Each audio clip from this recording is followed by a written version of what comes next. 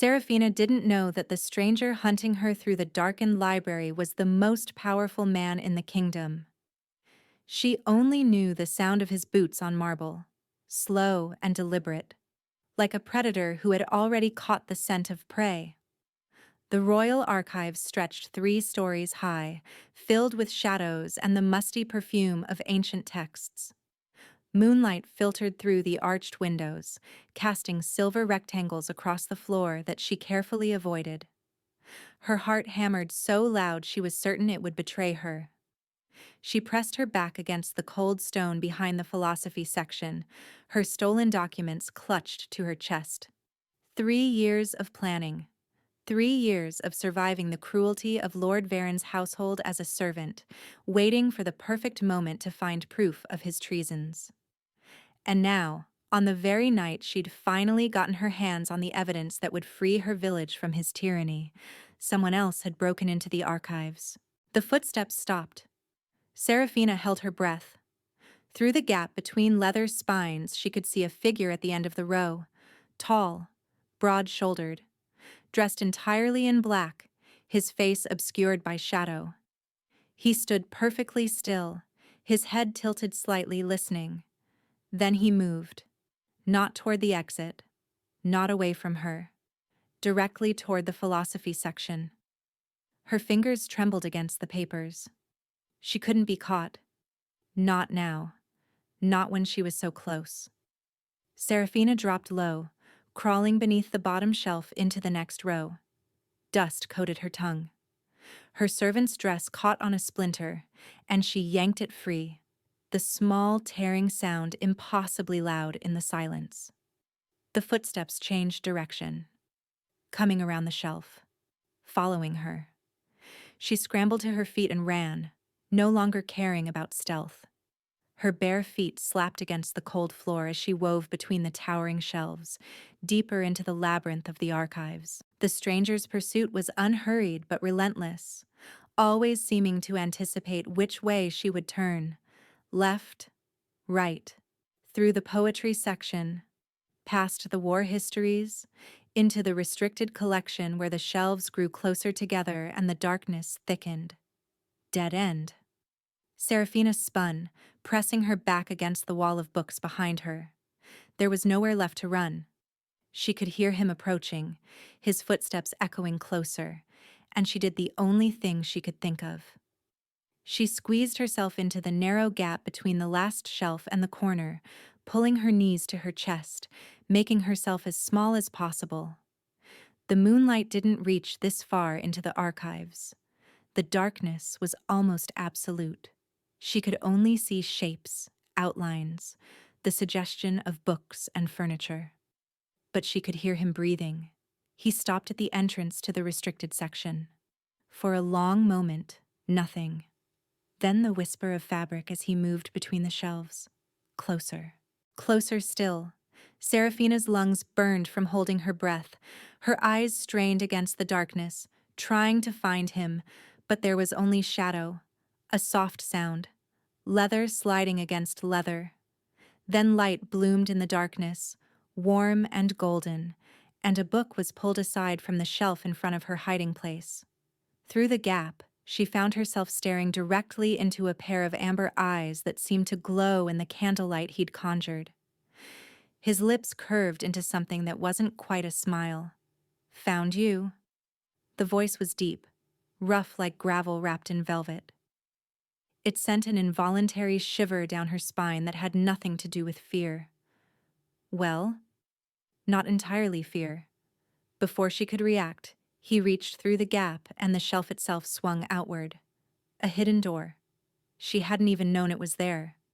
He stepped into the small alcove where she'd been hiding, and suddenly the space felt impossibly smaller. He was even larger up close, towering over her crouched form. Dark hair fell across his forehead, and his jaw was sharp enough to cut glass. The candlelight he held revealed features that were almost too perfect, too precise, as if someone had carved him from stone and then breathed life into the sculpture. But there was nothing cold about the heat in his eyes as he looked down at her. Most people run out of the archives when they're caught. His head tilted, studying her. You ran deeper in.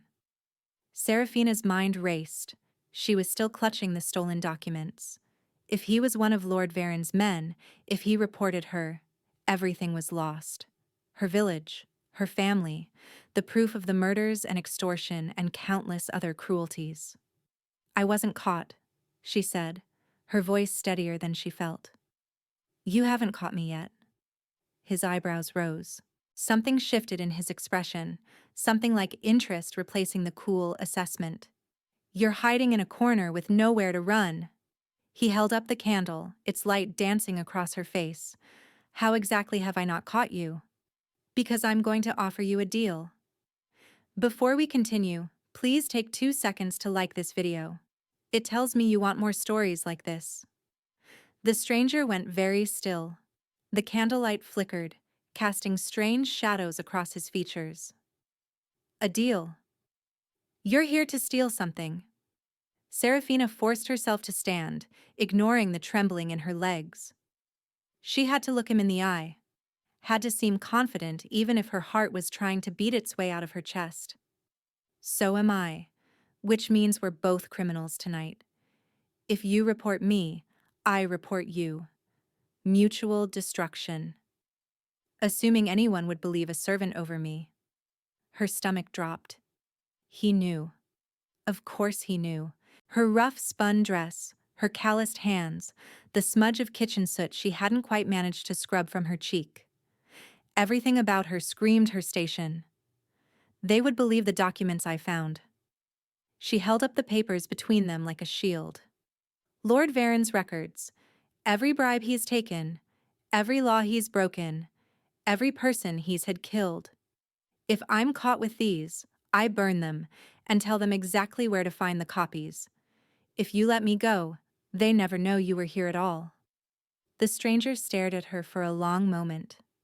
The candlelight caught the amber of his eyes, and she realized with a start that there was gold in them.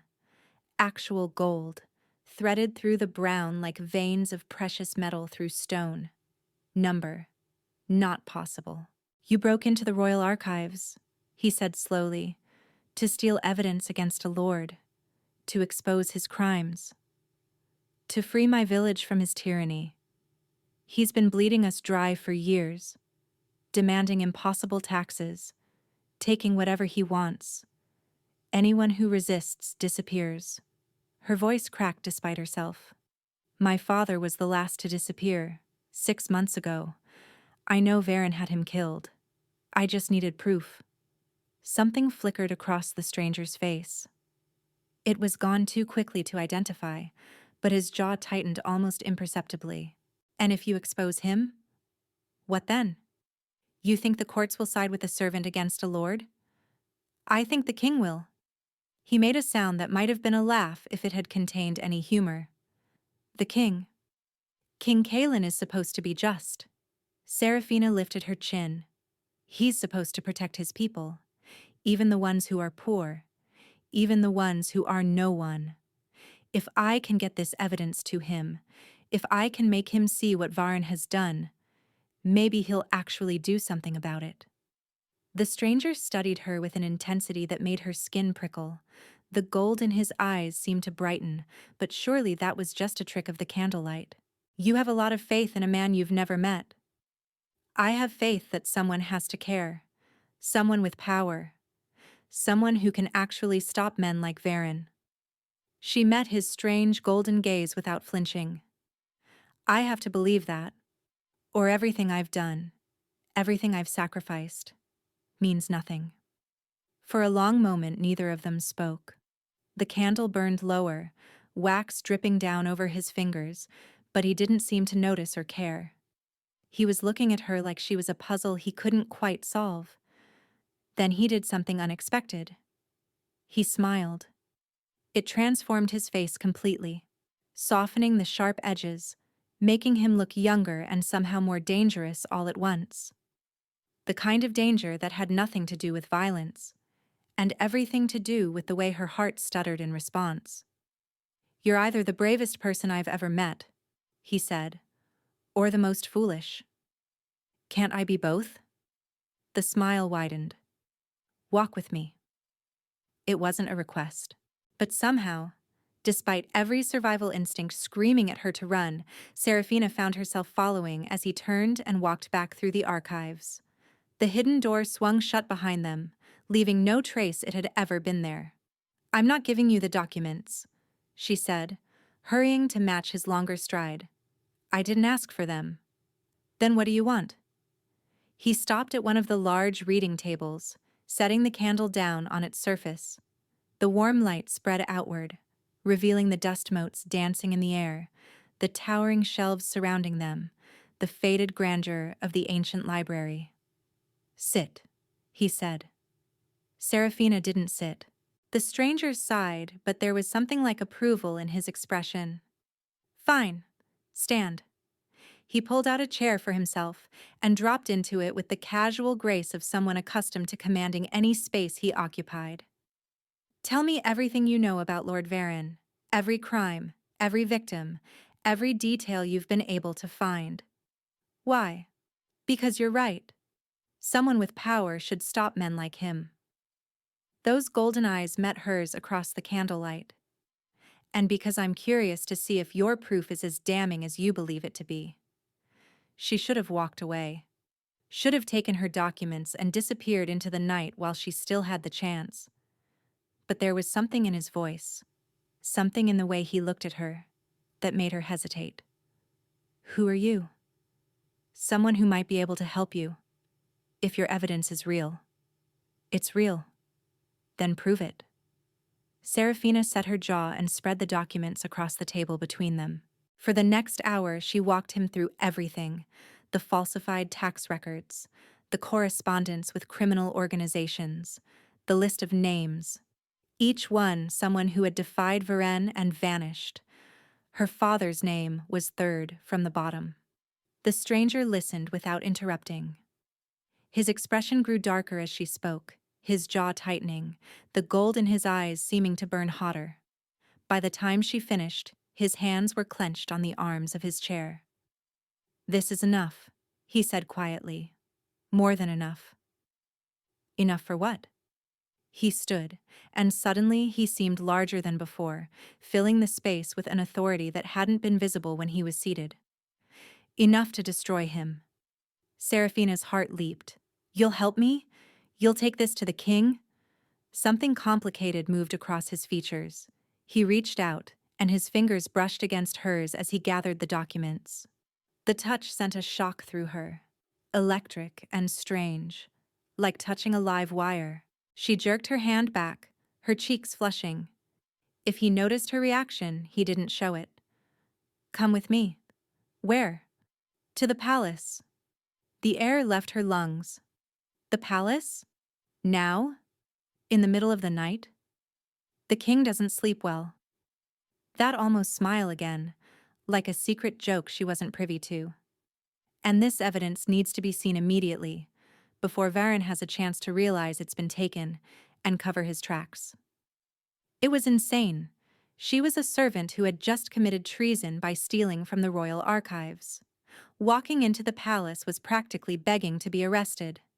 But if there was even a chance, if this stranger could actually get her an audience with the king, if she could finally get justice for her father and her village, she had to take it.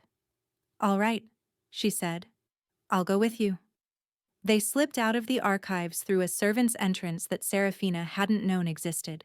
The stranger moved through the shadows like he'd been born to them, avoiding guards with an ease that spoke of long practice. Seraphina followed close behind, her heart in her throat, her bare feet silent on the cold stone. The palace rose before them, gleaming white in the moonlight. It was even more magnificent than she'd imagined, all soaring towers and delicate spires and windows that glittered like captured stars. The kind of place that existed in fairy tales, not in the life of a servant girl from a dying village. The stranger led her not to the main gates, but to a small door hidden in an ivy-covered wall. He produced a key from somewhere inside his coat and unlocked it, gesturing for her to enter. This feels like a trap, she said. It's not. That's exactly what someone would say if it were a trap. He turned to face her, and in the moonlight his features looked almost otherworldly. The sharp angles of his face, the impossible gold of his eyes, the way the shadows seemed to bend around him like they were afraid to touch him. "Do you trust me?" he asked. It was such a ridiculous question. She'd known him for barely 2 hours. He was a stranger who had hunted her through a library and dragged her secrets out of her with nothing more than a few pointed questions and a candle flame. But something inside her, something deeper than logic, answered before her mind could catch up. "Yes." His expression softened just for a moment. Then he held out his hand. Seraphina took it. His palm was warm against hers, his fingers strong as they curled around her own. The same electric shock moved through her, but this time she didn't pull away. She let him lead her through the hidden door, into a narrow corridor lit by torches, and up a spiraling staircase that seemed to go on forever. When they finally emerged, she found herself in a hallway more opulent than anything she'd ever seen. Tapestries lined the walls, depicting battles and coronations and mythical beasts. Crystal chandeliers hung from the vaulted ceiling, their surfaces catching the torchlight and scattering it like diamonds. "Wait here," the stranger said. He released her hand and walked to a set of massive double doors at the end of the hall. The guards stationed on either side saw him approach and immediately bowed low, reaching to open the doors without a single question asked. Seraphina's blood turned to ice. She watched as the stranger walked through the doors and disappeared into the room beyond. Watched as the guards closed the doors behind him and resumed their positions, still not sparing her a second glance. The guards had bowed. Not nodded. Not acknowledged. Bowed. The kind of bow you gave to royalty. Oh no. Oh no, no, no. The double doors swung open again, and the stranger reappeared. But he wasn't alone. A woman walked beside him, dressed in the elaborate gown of a court lady, her silver hair piled high upon her head. She was saying something to him in low, urgent tones, but he wasn't listening. His eyes found Seraphina immediately, and something in his expression made her take an involuntary step backward. "Lady Marin," he said, cutting off the woman mid-sentence, "please see that our guest is given appropriate chambers. She'll be staying in the palace for the foreseeable future." "Your Majesty, this is highly irregular. If the council learns you've brought a commoner into the royal wing in the middle of the night, there will be questions." "Your Majesty." The world tilted. Seraphina's vision narrowed to a single point, that impossible golden gaze still fixed on her face, and she understood. The stranger wasn't going to take her evidence to the king. The stranger was the king. "Your Majesty," she breathed. "King Kaelan, ruler of the realm, terror of his enemies, the most powerful man in the kingdom," smiled that same dangerous smile she'd seen in the archives. "Now," he said softly, "we can discuss Lord Varen properly." Seraphina woke to sunlight streaming through windows that took up an entire wall. For a long, confused moment, she didn't know where she was. The bed beneath her was impossibly soft, the linen smoother than anything she'd ever touched. The room was larger than the entire house she'd grown up in. Then memory crashed back, and she sat up so fast her head spun.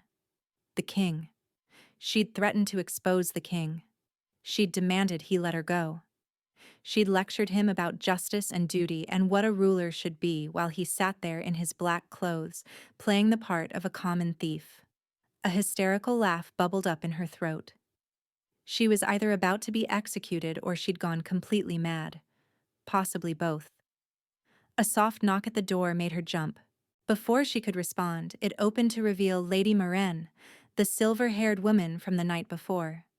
Her expression was coolly assessing as she looked Seraphina over.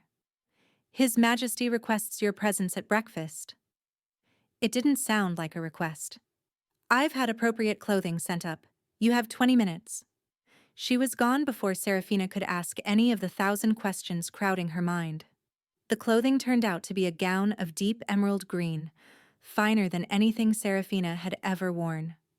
She dressed with shaking hands, struggling with the unfamiliar fastenings, and tried to prepare herself for whatever came next. 20 minutes later, a servant appeared to lead her through the winding palace corridors. They passed courtiers and guards who stared at her with open curiosity, whispers following in her wake. She kept her chin high and her shoulders back, refusing to show how terrified she was. The breakfast room was smaller than she'd expected, intimate rather than grand. King Kaelan sat at a table near the windows, morning sunlight catching the gold in his eyes and turning his dark hair bronze at the edges. He looked different in the daylight, still impossibly handsome but somehow more human.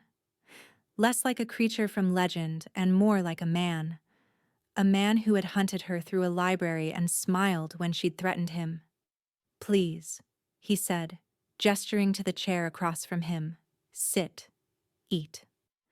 This time, she sat. The food was exquisite, delicate pastries and fresh fruit and things she couldn't even identify.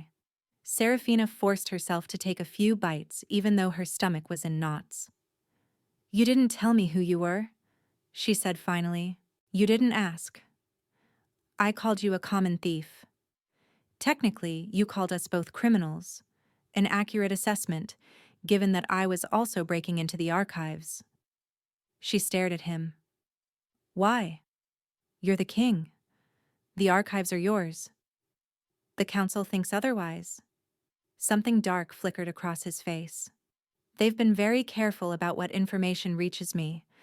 There are factions at court who prefer a king who doesn't ask too many questions, who doesn't look too closely at how his lords treat his people." Understanding dawned slowly. "You were looking for the same thing I was. Evidence against Varen. Among others." He set down his cup, meeting her gaze directly. "I inherited a kingdom that's been rotting from the inside for decades. My father was content to let the lords do as they pleased as long as they kept paying taxes. I am not." The gold in his eyes seemed to burn brighter. "But I can't move against them without proof, and the proof has been very carefully hidden. Until I stole it. Until you stole it." That dangerous smile again. "A servant girl who broke into the most secure library in the realm, evaded my pursuit far longer than anyone should have been able to, and then had the audacity to threaten the king to his face." He leaned forward, and she caught the scent of him, pine and something smoky. "You're either the bravest person I've ever met, or the most foolish." "You said that already." "It bears repeating." Seraphina's heart was doing something strange, fluttering against her ribs like a trapped bird. She forced herself to focus. "What happens now? To Varen? To my village?" "Lord Varen has already been arrested. I sent guards to his estate last night with orders to take him into custody." Kaelan's expression hardened. "When I'm finished with him, he'll wish he'd never been born." The words should have frightened her. Instead, they sent a rush of fierce satisfaction through her chest. "And your village will be placed under the crown's direct protection," he continued. "The taxes Varen collected will be returned. Homes will be rebuilt. Justice will be done." She hadn't expected to cry. Hadn't expected the tears that suddenly blurred her vision, or the sob that caught in her throat. 3 years of fighting and planning and surviving, and it was over. It was actually over. "Hey." Kaelan's voice was suddenly closer, softer. She looked up through her tears to find that he'd moved around the table to crouch beside her chair. His hand hovered near her shoulder, not quite touching. "You did this. You saved them." "My father is still dead." "Yes." He didn't offer false comfort, and somehow that made it easier to bear. "But his murderer will face justice, and his daughter will be the one who brought him down. I think he would have been proud." The tears fell faster. Seraphina pressed her hands to her face, mortified to be crying in front of the king, but unable to stop. Everything she'd been holding back for 3 years came pouring out, the grief and the rage and the desperate hope that had kept her going even when it seemed impossible. A warm weight settled on her shoulder. She looked up to find Kaelan's hand there, steady and grounding. His golden eyes were soft in a way she hadn't seen before. "You don't have to be strong right now," he said quietly. "You've been strong for long enough." She didn't know who moved first. One moment she was sitting in her chair, tears streaming down her face. The next she was in his arms, her face pressed against his chest, his hand stroking her hair as she cried. He held her like she was something precious, something worth protecting, and she let herself fall apart in the safety of his embrace. When the tears finally slowed, she pulled back, embarrassed. "I'm sorry. That was improper. You're the king, and I'm just a servant. You're not just anything." His thumb brushed across her cheek, wiping away a lingering tear. "And I believe we established last night that I'm not much of a king when it comes to following rules." A watery laugh escaped her. "You did chase me through a library. Best decision I ever made." The way he was looking at her made her breath catch, like she was the most fascinating thing in the world, like he could see straight through to her soul and found something there worth keeping. "Your Majesty, I should go." Her voice came out barely above a whisper. "Back to my village. They need to know what happened." "They've already been informed." His hand was still on her face, cradling her jaw like she might break. "Stay. At least until we're certain Varen's allies won't try to retaliate against you." "I can't stay in the palace. I'm a servant. You're my guest." His eyes searched hers. "Please, stay." It was still improper. Still impossible. She was no one, a girl from a dying village who had no business being in a palace, let alone being held by a king. But that strange, deep knowing inside her, the same knowing that had made her trust him in the dark of the archives, said yes before her mind could object. "All right," she breathed. "I'll stay." The weeks that followed were unlike anything Seraphina had ever experienced. She was given chambers in the guest wing, surrounded by luxury that still felt like a dream. She was given tutors to teach her the ways of court, dressmakers to ensure she had appropriate clothing, ladies in waiting who seemed torn between disdain for her common origins and fascination with her favor from the king. Because there was no denying that Kaelan favored her. He sought her out daily, inviting her to walk in the gardens, to dine with him in his private chambers, to sit beside him during council meetings where he tore apart the lords who had preyed on his people for so long. He listened to her opinions and asked for her advice, and looked at her with those impossible golden eyes like she was the only person in the room. The court whispered. The court always whispered. Seraphina learned to ignore it. What she couldn't ignore was the way her heart raced whenever he was near, the way her skin tingled when he touched her, even casually, the way she lay awake at night, remembering the feel of his arms around her and wanting things she had no right to want. 2 months after her arrival at the palace, everything changed. They were in the library, not the royal archives, but Kaelan's private collection, a warm room full of comfortable chairs and books that looked like they'd actually been read. Seraphina had discovered he was a voracious reader, devouring everything from military strategy to poetry to obscure philosophy. He'd started lending her books, and she'd started spending her evenings here, reading while he worked through the endless piles of correspondence that came with ruling a kingdom. "You're staring," she said without looking up from her page. "You're beautiful." The book slipped from her fingers.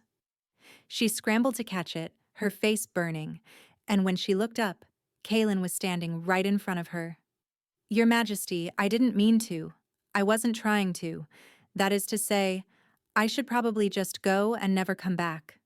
Please don't." He knelt before her chair, bringing his face level with hers. This close, she could see the individual threads of gold woven through the amber of his eyes. "I've been trying to say this for weeks. I've started the words 100 times and lost my nerve every time.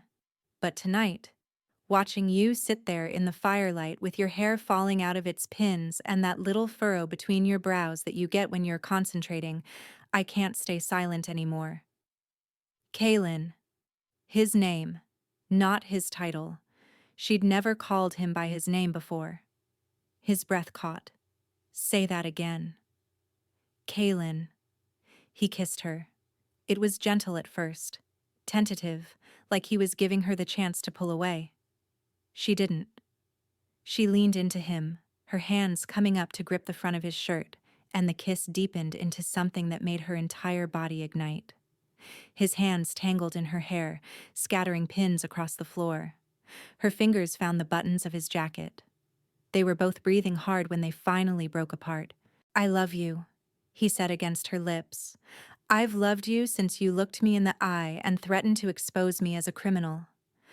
I've loved you since you cried in my arms and let me see your grief. I've loved you every moment of every day since, and I will love you until my last breath and beyond. I'm no one, she whispered. I'm a servant, a commoner. The court will never accept me. The court will accept what I tell them to accept.